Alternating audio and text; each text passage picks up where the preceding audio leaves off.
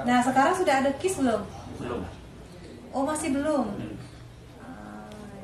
Ya, ditanggung seluruhnya biaya oleh pemerintah kota. Jadi mulai dari obat-obatan, dokter, bahkan kalau seandainya operasi sekalipun. Iya, harinya takutnya kayak mulang. Kan ibu. Usianya apa? Oh ibu. Usianya berapa nih bu? Banyak warga kita minta KIS ya? Mbak ya?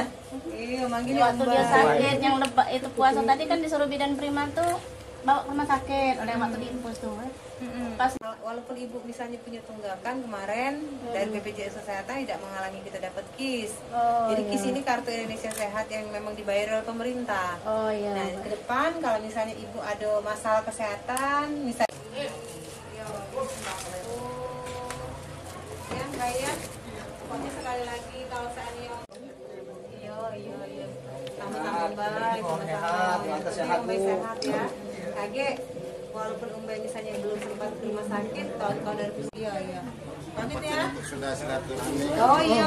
Saya bersyukur sekali ya, baik dari pemerintah kota, baik itu dari tingkat kelurahan dan kecamatan maupun puskesmas.